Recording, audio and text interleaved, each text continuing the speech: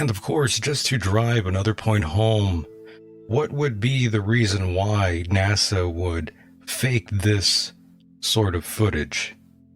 Well, of course, they needed to distract most of the nation from all their civil disputes that they were having, racial disputes they were having. And Vietnam as well. Vietnam War, you had people being assassinated. This was a great distraction. And of course, they had to prove that they were the most powerful nation in the world because of the Cold War. Right. Russia. And you'll also notice in that photograph, his right-hand glove is not actually done up. Where the ring connection goes is right in front of you. You can see right at the top of the gauntlet part, you can see the little black band there. Mm-hmm. Just under that is the ring that connects the sleeve to the glove. And the other connection on the glove end is down just where the watch band is. So it's physically not connected. There's about 2.5-inch space in there where it's not even done up. And that's a very popular photo, by the way. It's in the billions of views every couple months right now. Yeah, it's a very well-known shot. And again, it seems like no one noticed that little piece there. I never even noticed this thing here. Good well, find. The gloves aren't matching either. They are when he came down the ladder. There are 2 matching sets of gloves. I have a video on that as well. Paul and I have a video on that. Gloves are matching coming down. And then right here, they're not matching. 2 different gloves. You can't change gloves. That is very strange. Just like you can't put sunglasses on the moon either. Every suit has a sunglass pocket up on the right-hand shoulder. That's why I wrote the music for Walking on the Moon. And it's Show Me How to Wear These Walking on the Moon. And you can watch that video on Paul on the Plane channel or at Hoax.net. Very nice. And of course, moving on to slideshow 17, I believe it is. Oh, yes. Well, here we have the simulation is being shot at 2 different times. On the left-hand side, that is supposed to be Neil Armstrong taking a photograph of Buzz Aldrin coming down the ladder. And of course, in 1969, there was a live feed to all the media channels with a TV camera sitting, and it was so-called mounted down. And on the right-hand side is an image from that TV camera. Do you remember seeing the footage, by the way? Absolutely. When you were how old? I was just starting high school. Starting high school, okay. I was 14 years old, right? Did that blow you away, seeing that? Oh, I absolutely believed that it was the real thing. Right. But on the right-hand side, the TV camera is shooting at exactly the same time that photograph was taken. And you can see where Neil Armstrong had to be standing. You can see the ladder, and you can see the leg behind the ladder on the backside of the limb.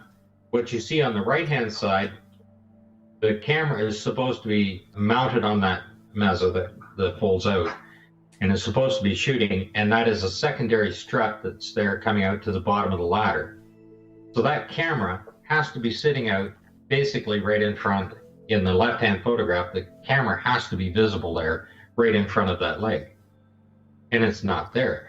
And of course, in the right-hand photograph, that's the live TV camera, and Neil Armstrong is way over on the left-hand side where you see that white spot. You can watch him walk around. He should be out right just under where it says Aldrin. He has to be standing out that far to be able to take that photograph. And it's at the same time. You can see Aldrin's leg coming down the ladder. Yes. And if you look at the color plate for magazine 40, it is dated 1 day before the videos are. They were shot the day before. All a week or so, 10 days before they physically landed on the moon. One shot on the 10th, the other shot on the 11th of July. And they landed on the 20th. Yes, and now we move forward to slideshow 19. Oh yes, this is Apollo 16. Right. And what you're looking at is LEM that they've used over and over again. They practiced for a few years with it, and it's still sitting out there for another 2 years since Apollo 11. And on the top right-hand side, you can see all the paint's peeling off of it. And where I show the arrow there, where it's pushed out on the flat panel on the left, they've actually put an explosive pack in there. So that top center photograph shows the foil in there where they push the pack into. And on the bottom right, it's showing all those panels are exploded off of there. And Scott, by the way, I'm sorry to cut you off, but someone in the chat room, I believe they just joined us a little bit before you already addressed this, but they're asking where you obtained these photos. Right from NASA. Okay. Right from their site. Yes, right from NASA, by the way, if you are curious. And yes, continue. I'm sorry. And underneath all of the videos that Paul and I have put up, we have a direct link right to the NASA site, right to the wet flag. Nice. Because I want to see when they try to change that, see if they get the virtual hairdryer out and do that. The Apollo 16 liftoff, and Paul and I have a video on that as well. Plus, you can go onto YouTube and just ask for the Apollo liftoff from the moon and watch the video, and you see the entire side panels blow off of this thing. Pretty wild. And when you see the size of the explosion that happens on it and realize the critical equipment that's behind that. I seen the video, yeah, when it explodes. Yeah. And the critical equipment that's behind that. I mean, if it didn't kill the astronauts instantly by blowing a hole through the hull of this ship, it's supposed to be the equivalent of 3 sheets of foil. So thin you could poke your finger through it. An explosion like that, you just pulled into a pure vacuum, you would die instantly. The equipment would fail. All the critical equipment would fail on this from an explosion like that. There's no way. And isn't even a comment from NASA or the astronauts on the explosion. You know what? Go in ahead, the video, I think I put up the commentary with the video and with the audio, that you can hear them and see the text on it, their actual transcript on it. No comments been made. Very interesting. And of course, one of the main reasons that I always suspected that the first time man allegedly walked on the moon, I always felt that technology was just not quite up there enough to actually make it happen. So I always felt, yeah, maybe perhaps they might have faked this sort of footage in order to compete against the Russians again. And of course, one of the main reasons why NASA was even created. Well, if you want to get some real detail on it, if your listeners would like some real detail, there's a book by Randy Walsh, and the book is The Apollo Moon Hoax Missions, Hiding a Hoax in Plain Sight. And I have his first book, part 1, that he's actually given me, and I've read through it, and he is so detailed. He's researched his stuff for years, putting this in, and he goes through the equipment piece by piece, right through to the computers themselves. Yeah, the computers were massive. Well, they're not like computers today. Yeah, not at all. You didn't have a keyboard. You couldn't put stuff into them. You had to use swipe cards. They had no hard drives, no way to store the information. Rope memory. Each rope memory, 16 kilobytes, weighed 4 pounds apiece. And if you want to Google Apollo rope memory and see what they look like, the women that were putting those together, they could have knitted you a sweater, same way. Yes. They were just massive pieces of equipment. By the way, Scott, for the record, do you believe man has actually been on the moon at a later time? Or do you think they were just no one's actually been there? I don't believe we can communicate through the Van Allen belts, through the radiation, through the plasma, because plasma is probably one of the best antennas you can have as far as bouncing a signal off. Even the Van Allen probes in 2012 had a range of 432 miles where they could communicate with the Earth in their elliptical orbit. Once they got out past that, they lost the signal. Yeah, there's a very unusual video where it seems like there's these two astronauts talking about the Van Allen belt and how we didn't go to the moon. I'm not sure if you've seen that footage. It's been circulated on the internet for such a long time now. Many people have actually seen that video. I'm not exactly sure your take on it, though. Well, they have a difference of opinion on what they see and whether they went through the belts or not. First, they were told they went through it, and then they said they saw shooting stars in their eyes and things like that. But other than that, there was no effect. Any ill effects from the Van Allen radiation belts? No, now I'm not sure we went far enough out to encounter the Van Allen radiation belt. Maybe we did. I would think that if they were actually in that kind of dangerous situation, somebody would be giving the actual outside readings of the radiation around the machine and what the internal readings were of the radiation and how well the shielding is protecting them. It would be quite the concern. Even today, they will not give those figures. Even Orion in 2014, the numbers that they give are by simulation only. They will not give the numbers inside or outside the craft. And of course, as of recent time, the Trump administration wanted astronauts on the moon by 2024. Do you see that happening? It seems like they've been pushing back that date since the first. Apparently, he offered as much money as he could pull to get them there so that it would happen within his administration. And they just said they couldn't do it. No amount of money can do it. It is interesting that we haven't been there in such a long time. Well, the fact of the matter is we haven't been there. Or that too. Not such a long time. It's like allegedly. People say, when are we going back to the moon? Well, we haven't been. Correct. And of course, moving to slide 21 now. I'm sorry to jump a little bit ahead here, but you can go wherever it interests you. Yeah, slide 21, I found that one pretty interesting. That particular photograph, to show you what I'm looking at, the slide on the left-hand photograph, top left-hand photograph, I was probably looking at that when I was going through them because that's about 700 photographs prior to the one on the right. And I recognized the rock, and I had to go back through the photographs until I found it, like over a 6-month period. Mm-hmm. And what you have is the photograph in the center and the photograph on the right, and that rock is removed. But in the one on the left, it's on the left-hand side of the rock. In the middle, it's on the right-hand side of the rock. And then on the far right, it's completely removed. And the astronaut has taken a step forward, but it's still within the line of sight. He stepped forward. You can see on the middle one where the footprints are, right? Well, he's now standing on top of those, and that's still in line of sight right to the rock. And that's all within a couple of seconds, apparently within a couple of seconds on the timeline between the two photographs. And how the rock disappears, somebody had to pick it up. The bottom three photos are the close-up of it. It's the same rock. And to me, what it looks like is it looks like the engine block out of a small bulldozer, because that's what they look like when you take the head off and lift them out. The main frame on the front with the rad and everything else, that's exactly what it is. And they're just shotcreted in. Look like it. Yes. And of course, jumping ahead to 25. That's another one I think that drives the point home.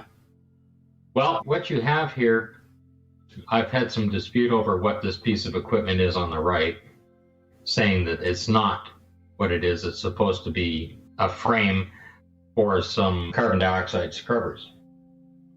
Well, they have several different locations for the carbon dioxide scrubbers on the machine, but no payload specialist that was concerned with weight. And the biggest concern was weight on the Apollo missions, dropping every ounce. They claim they even counted every stitch. The other one that's up under the leg is an actual PLSS. It's sitting up there. I believe the one that's sitting down beside the leg is they've taken the abrasion cover off to show you what's inside, which is just two canisters, and they would have had fans in there to help keep the astronauts cool. On the left-hand side is what is supposed to be inside of a PLSS. Okay, it weighs about 180 pounds. Those top two tanks, or purge tanks at the top, are pressurized to 5,800 pounds. And I would not want to have those sitting right behind my head. That's true. When you step into a vacuum, because you wouldn't even find pieces of your head when those things blew up. Yes, and of course, next slideshow's already up, by the way, when you are ready. On the left is Apollo 15, and it's showing the damage to the exhaust housing, the exhaust bell housing, it's actually sitting right down on the ground and it's wrinkled in. And there's another better shot of that, which is 22. We'll pull that one up after to show it off. It goes with this. Oh, 22, right? Yeah, 22. Okay. You should probably show it first. I'll get that right now. This is Apollo 15. If you're watching any of my videos, they literally dropped this machine on the ground. One of the gantry straps broke and this thing dropped about 8 or 10 feet down. It damaged the rover. The rover literally was thrown off the Apollo 15 in the simulation. Wild And shot. those arms sitting down there, two white arms coming down there with the cables hanging off them, and then the two pieces on the ground, those are the lowering arms for the rover. They're snapped right off. Those cables are snapped right off. The bell housing is crushed right in underneath on it. And of course, I showed a close-up on the right-hand side there of the cables that are snapped off. And on the far right are the schematics of how the rover is mounted in on those cables and how they're lowered down. And of course, also just to make a note that the refuge bag up there is now getting mold on it. It's been laying around since Apollo 11. So if we go back to 26, the other one you had up, with the two bell housings. The bell housing on the left is Apollo 15 shot from the other side, showing the wrinkle on it. And it also has a scratch on it as well. I see that, yeah. And the one on the right is Apollo 17. They're still using the same LEM to do the simulation. It still has a wrinkle in it and still has the same scratch. Amazing. They've lifted a little bit off the ground, but it's still the same machine. They're just using them over and over and over again. I mean, if you're on a movie set and you have a giant piece of prop like that weighs a few tons, why would you get a brand new one? That's true. Might as well. Yeah. Might as well just recycle that. Again. I believe that they probably fixed it up and put it in a museum as well. Yeah, might as well recycle the pieces. Why would they build another one? Yeah. Good point. And of course, this is my favorite shot, slide 28, Scott. Love this one. That's a shot when they're panning around, and that arrow on the left there, that's zoomed in, and that is a car sitting on the set. They shotcreted it over, but they didn't do the windows. Yes, it's a blue. It's a blue Dodge Charger. I think it is, right? No, that's the Camaro at the bottom. The one at the bottom, I just used as an example. Oh, okay, I see. Of the year of car. That's an actual car from Buzz Aldrin, by the way. That's one of his cars. But the one at the top is sitting there. That the zoomed in is the car sitting on the set. They've shotcreted it over. You can see the rear fender well. You can see the nice curve up and around on the side windows and the nice smooth side window on it. I don't think a rock that's sitting there being pummeled by micrometeorites would look like that. And you definitely believe this is a car that we're seeing? Absolutely. Amazing. And it's not the only one. Because in the very next photograph, there's another one. Yes, let me get that up. I see that. This time it's an even older looking vehicle. Yeah, about a 47. If you look directly on the right-hand side there, there's another one that's upside down on the ground there. And you believe this is unequivocally a vehicle? Well, right in the middle of Cinder Lake is a dump site. Still there today. Goodness. NASA and military dump site. It's a scrap metal site. They didn't recycle cars in those days. They just threw them out in yards and let them rot. It's a great car, by the way. Yeah. That old the next one, everybody likes slide number 30. Slide number Mr. Fetzer liked that one. He liked the Corvette. How do you not love the classic body of an old Corvette like that? Yeah. I mean, it's there. How do you get that rear end like that? It took hundreds of hours for them to figure out to design that to get the body lines just perfectly like that. You can see the rear fender. You can see the shotcrete on it. You can see the front axle sitting there. You can see the tow bar still attached. I mean, the front end smashed right off of that Corvette. I had comments made to me on one video. He's saying, "You're absolutely ridiculous. Why would anybody put a collection of antique cars on a set just to destroy them like that?" And I just simply said, well, they weren't antique at the time. Yeah, well, some people definitely do have an issue with this part of the imagery where you are saying this is a vehicle, they definitely don't believe that it's a dump. I have hundreds of images that people would just argue over, and the metal pieces are sticking out of the ground everywhere. Every hillside, every embankment is nothing but a dump site. On Flickr, they've blended them over. They've used a masking over it again to cover it. 31's an interesting one if you'd like to go to it. Yeah, 31, I'll throw that up right now. That is the central station for the experimental equipment.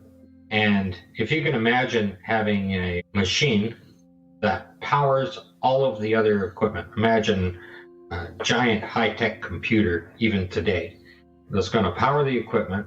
It's going to have a transmission station in there and beam everything back to the earth. It has its own power source and batteries to power all of the equipment as well. That's what's supposed to be inside this machine. And what you're looking at is the astronauts have physically pulled the foil back to show you that there's absolutely nothing in there.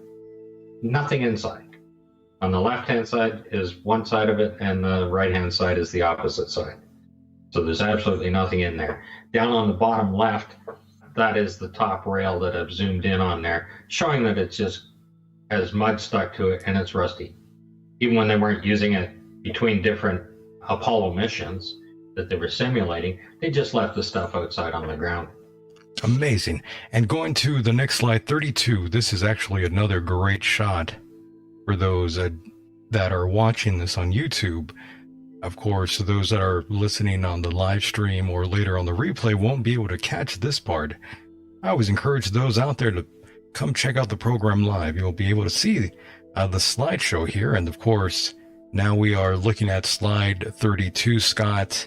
Very strange condition of the equipment here. That's another shot of the experimental pack as it's being assembled.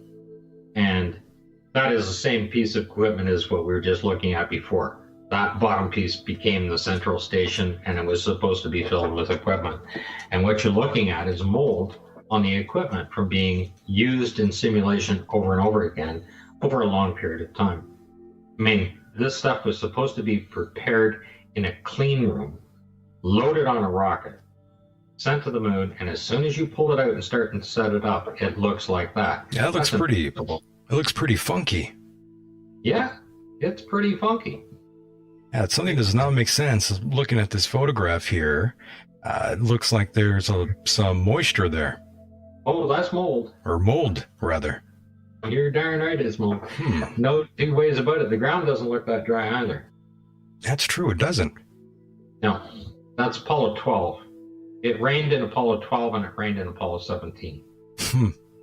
And if you go to the next slide after that, 33. 33, okay, let me pull this image up here. Those photographs aren't blown up or anything. Those are exactly what you're going to find on the journal site or on Flickr. Those same photographs. On the very left-hand side, I have an arrow sitting there. There's actually standing water on this piece of equipment. On the right-hand side, you can see the green mold around it, and the mud is caked onto it. That is just water that has evaporated and dried back from standing out, from just being outside over a long period of time. Just looking at the soil around the surrounding area of what we're looking at here, it doesn't look like that's even dry at all. No, it's not. On the right-hand side, it's exactly the same piece of equipment, but it's the next mission. So they didn't bother to put it away. And there it is out in the sun, and now it's all cracked. Plastic's curling up. You can see the cracks in it, where it's faded back and cracked open. By the way, Scott, I think we should just address this now. We do have someone in the chat room saying, blame Stanley Kubrick for the shoddy work. I don't believe he ever had any involvement with the fake footage. Well, the thing is, he was probably involved for the indoor simulation, for the docking, undocking type of things, the landing, like the translunar injections, those type of things, right? His techniques are definitely used. And he might have been involved in the professional shots if you realize that each of the missions, there's about 2 or 3 dozen very professional shots, like Buzz Aldrin coming down, his famous shot there. Those are done by highly professional people They're absolutely picture perfect. I could buy it if he was perhaps a consultant, but some of these shots, it would lead me to believe that maybe it was someone else. Right. But you also have two astronauts. They're out on the set, and they give them Hasselblad cameras. Nobody can walk out on the set because you can't have any other footprints out there other than the astronauts. So they're basically on their own. And the cameras actually work. They're supposed to be taking pictures, so there's got to be an archive. They were never, ever meant to be released. These photographs we're looking at were never meant to be released. Only the media shots were done like that. But the actual astronauts, who are not professional photographers, were rather disgruntled employees. I mean, 3 of their buddies died. They had 60 astronauts training. 3 of them died in a very mysterious fire. Whether it was rumored or it was real that they were murdered, it happened. These guys, all alpha males, and all upset. And if they want to get back at you, they're going to take those cameras and they're going to document it because they had no other resource available. They couldn't go to the media. Their families would be threatened, everything else. But they use these cameras to document it. That's what you're looking at right here. I'm actually on the next slide over, 34 now. Yeah. Back to the flag. Great shot, by the way. Oh, yeah. Beautiful shot of the flag. You can see water spots on it and it drying down and things like that. That's just an incredible shot. And I can't argue with you on that one. That one is just too solid for me. You could clearly see how the flag is not exactly dry. There is that damp spot right there, and it runs all the way up. Well, that large file one that I sent you, you can see it in the white and the red as well. It's all the way across the top frame on it, the whole 9 yards. Yeah, you could see it on the red now. Yeah, I see that. But the one thing that amazes me is these photographs have been analyzed and studied for years. People that believe that they went to the moon, people that don't believe they went to the moon, have studied these photographs.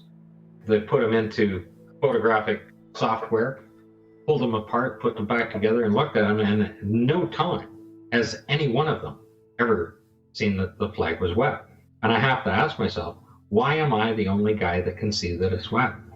You know, yeah, like if you believe they went to the moon, you can't see that it's wet. Yeah, you know, I've never really noticed this. I've seen this photograph, I'm sure, but I've never noticed that. And that's clearly not a shadow either. Yeah, it is the Emperor's New Clothing Syndrome. Crazy. You believe they went to the moon when you look at the photographs of the moon because you believe it, because you were taught from a child. Every educational system worldwide has taught that man landed on the moon. So it's really hard to look at that. You can't see that it's wet. But once I show you that it's wet, it changes everything. It really does, actually. Very unusual. Because that can't be on the moon. Photographic film does not work on the moon. Yeah, again. And that shot past at 35 is Harrison Smith, and he's picked up actually some mud and he smeared it on his suit. And in the very next shot, they've washed it off. The suit is clean again. Impossible. Yeah, I'm throwing that up right now. Now it's on the screen. It's a great shot too. Yeah, you can see that it's washed off and you can see that the suit is wet. And if that isn't more blatant, I mean, how much more blatant can you be if you're actually picking mud up, putting it on your suit to show people, then washing it off and taking the next shot? It's very deliberate. They are the whistleblowers, but these photographs were never, ever meant to be released. Yeah, it's almost like they totally forgot they even took them. Well, the astronauts, like a lot of the films, disappeared and everything else. Or they destroyed them, is what one claim was, that they destroyed all the original footage. That's what NASA claims. Right. So how did these get protected? Great question. Question.